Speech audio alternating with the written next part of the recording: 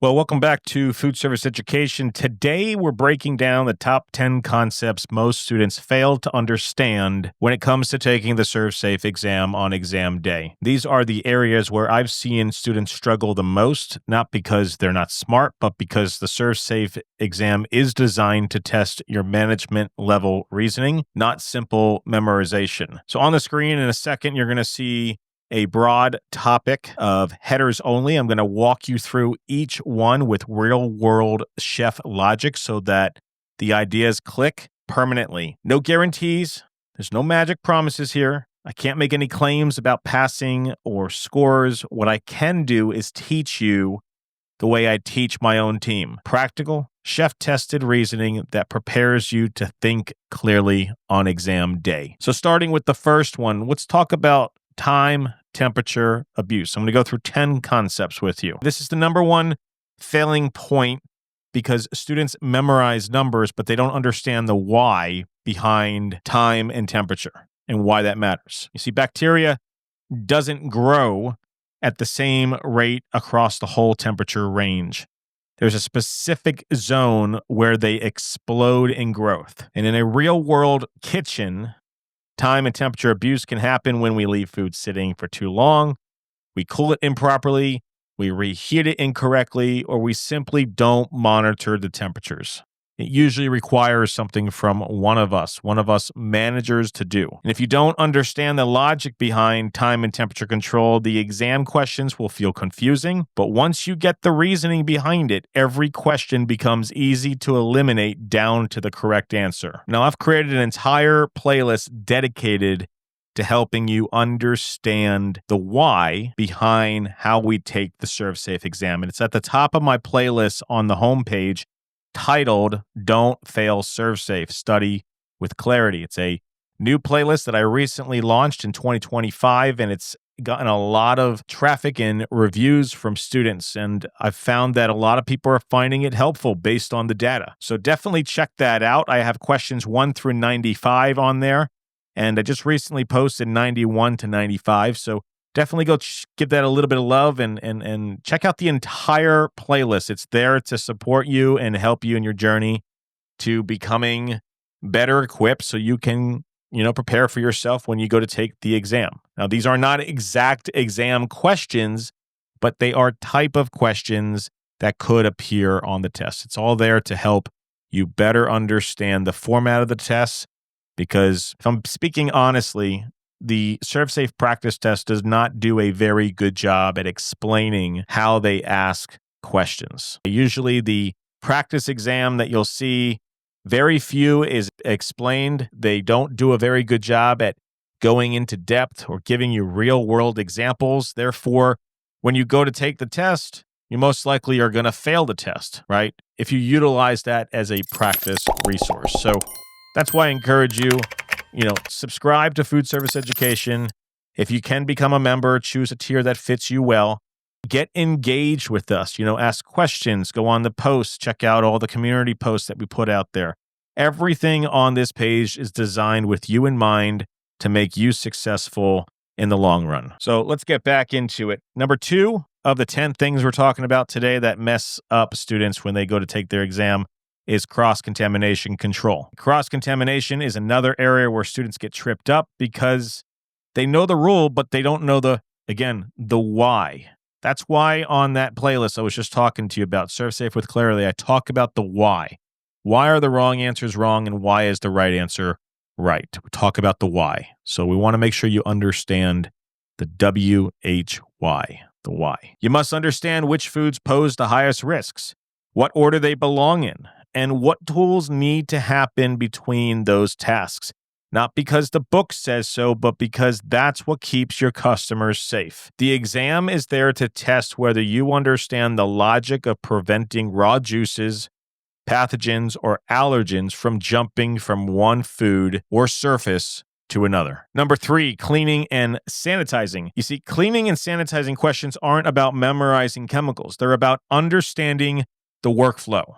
We wash, or we scrape first, right? We scrape, then we wash, we rinse, we sanitize, we air dry because it's predictable and it's a safe process. Air drying allows the water to drip off. So make sure when you go to dry your equipment in the equipment room, you're flipping it over and allowing that gravity to pull it off. Because if we leave it sitting, that's where bacteria is going to harbor the most. And once you get a good concept or an understanding of these concepts, you're going to do just fine. I've had a lot of great success stories come out from students who have studied for their ServSafe and their National Registry food service exam right here on Food Service Education. So if you're getting value, please hit that like button. It really does help our channel in getting promoted more on YouTube. Let's go to number 4, thermometers and temperature accuracy. So thermometers and the questions behind them confuse students because they forget the purpose of each probe. If you grab the wrong tool for the wrong type of food, your reading will be inaccurate, and that can put people at risk. So we want to make sure that we get a calibrated thermometer that we can calibrate with an ice water bath, or there's other methods that you can calibrate it with. But the ice water bath is the most common method. So we're going to calibrate, we're going to choose the right probe, we're going to insert it correctly in the thickest part of the protein, not the thinnest, and we're going to take multiple checks. It's all about understanding how to get a true reading, not just guessing. If someone told you, and I'm guilty of this as well because I've done it in the past and out in the field, but if someone has told you to use your finger to press it against a specific muscle on your hand to find the accuracy of temperatures, they're incorrect, because at that point it's just a gamble, right? The thermometer is going to tell us, is it in a safe range to serve, or is it in a potential range of getting someone sick? Don't guess. Number 5, high-risk population. So certain groups of people can't fight off bacteria the same way others can. This isn't just a rule, guys. It's a science. And when your immune system is weaker, even a low-level pathogen can be serious to your health. If you're fighting something with a compromised immune system, if you're old and you're weak, your immune system's already out the door. If you have children and their bodies are still growing, they're still adapting, those draw some serious concerns. They're at the highest risk of getting sick. And I talk more about that in chapter 1 on the 7th edition playlist, which, by the way, the first chapter of every ServSafe 7th edition textbook playlist is free. So definitely go check that out. I want to give you guys a clear understanding before asking you to upgrade to a membership. It also gives you an idea of how I teach and what you can expect. So the exam tests whether you know who needs extra protection and which foods they cannot be served because of the risk involved. Number 6, we're talking about, if you're just joining us, or maybe you totally forgot, we're talking about 10 ways ServSafe could trick you up and prevent you from passing the exam on the first attempt. We've talked about 5 things so far. We talked about time, temperature abuse, cleaning and sanitizing, and I just spoke about thermometers and temperature accuracy. We just covered the high-risk populations, right? Your elderly, compromised immune system, people fighting a disease, or your toddlers, your infants. But number 6 is allergen questions are about precision. Allergens don't burn off, they don't rinse off, they don't magically disappear. One mistake, a spoon, a cutting board, a glove can send someone a speck. I had a friend of mine, she was, back in high school, she was highly, highly allergic to nuts and nutmeg, a tiny, tiny speck of nutmeg. If you've ever seen what a tiny speck looks like, can really send a person into anaphylactic shock. So we don't want to do that. We want to prevent that, okay? It can also send someone to the hospital. And the exam tests you how well you understand in preventing that transfer of contaminant. It's called cross-contact. It's not just about identifying the allergen, it's about understanding the difference between cross-contamination, which is the transfer of bacteria from one surface or food to another, and cross-contact is the transfer of the allergen from one surface or food to another. Number 7, TCS. Always important to pay attention to those abbreviations. I do see that a lot of students are in tune to going to the abbreviation short that I created, where I break down those abbreviations. So I encourage you check those out, because those abbreviations will appear in the test, and you do need to know what they are and how they help you pass the exam. But TCS, temperature control for safety. This is a food identification. TCS stands for it stands for time and temperature control for safety. Whether it's temperature control for safety or time and temperature control, right? We can control the time, how long food sits out, and we have to control the temperature, right? We keep hot food hot, cold food cold. Nothing ever in between. The exam expects you to know which foods fall under this category without hesitation. Why? There was the why again, because these are the foods that most likely grow bacteria fast, and if they are not monitored, they will get people sick. So if you understand the characteristics, the moisture, the protein, the neutral pH, look at Fat Tom, then you'll recognize temperature control for safety foods instantly. Number 8. Again, if you're getting value out of today's video, hit that like button. It really does help our channel grow, and consider subscribing. A lot of our students come on here, they watch the videos, and they forget to hit the subscribe button. But if you want to become a real true fan, turn on that notification bell, because when we post something new here, we want you to be the first to get the alert that says, hey, Food Service Education just posted a new video, come check it out, because we're constantly updating our page. So number 8, cooling and reheating. Okay, this is important. Cooling and reheating are heavy exam topics because they are heavily regulated in real life. And improper cooling is one of the top concerns or causes of a foodborne illness outbreak in the industry. The exam tests whether you know how to safely bring food through the temperature danger zone and how to properly reheat food intended for hot holding.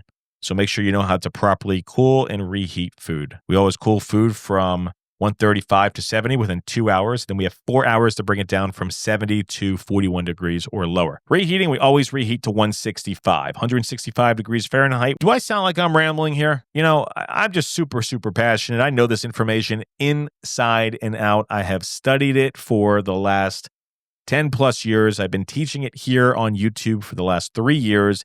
And I just know it. I live this life, not just as your instructor here on the screen here, but I also live this life. I am a Cheney district sales representative, and this is one of the things that I'm most passionate about outside of work, is teaching you how to be safe, how to be a leader, how to be a manager, how to be a good manager, a manager that actually passes down this wisdom so that you guys can continue to do your job successfully without getting your customers sick. All right. So number 9, FIFO stands for first in, first out. We got to make sure that we bring the first out product was the old product, right? So the first in, right, goes to the back. The first out is the stuff that's about to expire or is old. We always push the old stuff forward. I always tell my students and my kids this, that if you're at the grocery store and you really want to get your grocery managers on the nerves, always reach for the back, because that's where it's all going to be fresh. All the old stuff, all the stuff that has been in the store for a while, all the items that, you know, are on their way of being expired are always shoveled to the front. So if you want the freshest, always reach for the back. But in the industry, we got to make sure that we're FIFOing, dating and labeling everything. FIFO is more than just a rule. It prevents expired or unsafe food from being served.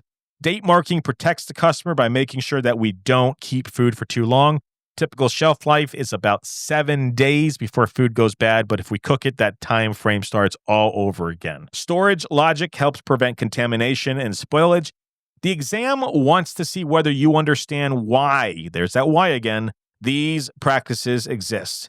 Not just when to put a sticker on something. It's not just about going through the formality of how to take this exam. It's about understanding the concepts as a whole so that when you get your ServSafe Food Protection Manager for 5 years, right? It's good for 5 years before you have to recertify.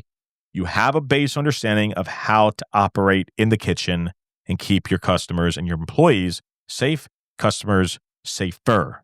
They come first. Employees. Let's talk about number 10. This is the last one here. Employee illness policies. This is where many students panic because they mix up what symptoms require restriction. Restrictions is we're not going to be anywhere near food, but I may put you towards front of the house and put you on cash rep for the day.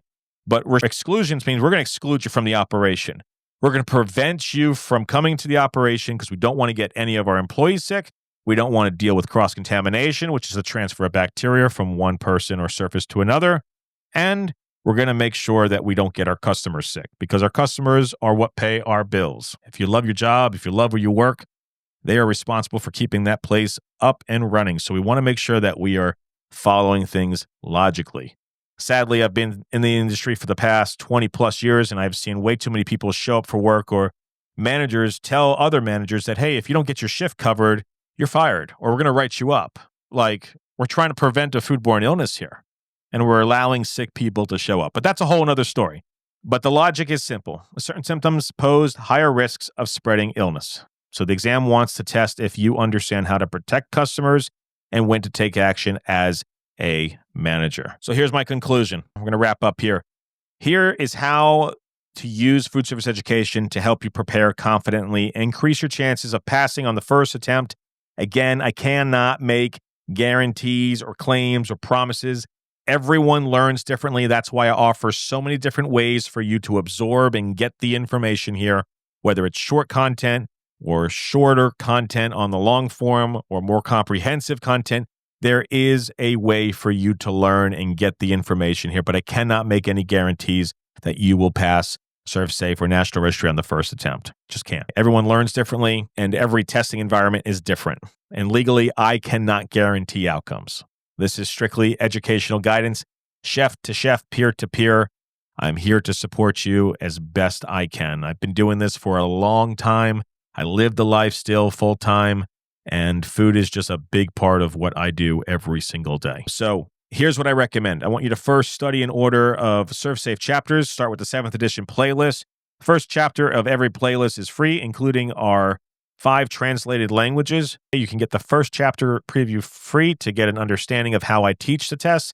Then I encourage you to upgrade up to the membership. And you can go to the homepage and click join at the top of the page there and see which membership fits you well. The playlist is designed, the 7th edition playlist is designed to build your understanding from the ground up. So that's the first thing. Study the ServSafe chapters. Second thing, I want you to use practice questions in the style I teach them. I have plenty of practice questions on this page, and you can access them. Eliminate the distractions, understand the scenarios, and think. Don't think like a test taker. Don't think like you know. Think like a manager. That's the purpose of this channel, to help you think and live the life like a manager. Number 3, I want you to rewatch the major topics that the exam hits hardest.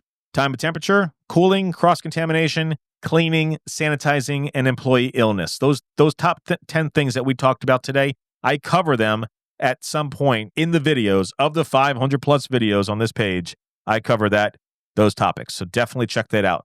Number 4, I want you to apply chef logic. I don't want you to sit here and memorize. I want you to understand the reasoning behind every rule. And if you know why, the exam questions become easier to break down. And finally, use food service education as a resource, not as a shortcut. I'm here to guide you, explain the hard concepts, help you understand them with clarity, but I cannot, and I'm saying this one more time, I cannot and will not guarantee exam scores. This is a mentorship program, an educational channel and platform, and I give you my chef level reasoning, not any guarantees or promises. So if you put in the work, if you practice the logic, if you use the tools available, and you walk into the exam far more confident and far more prepared, you are going to do just fine. Guys, that's going to do it for this video. I hope you got value out of it, and feel free to go back and rewatch it. It's definitely useful information.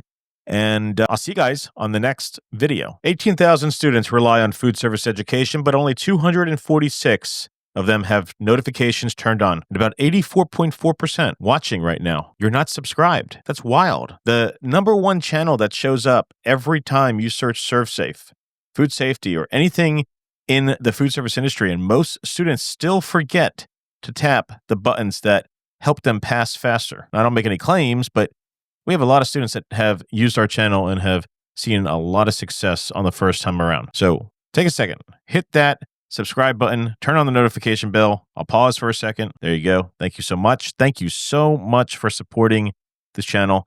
And if you got value to today's video, make sure you hit that like button. It really does help support our channel. Turn on all notifications. Perfect.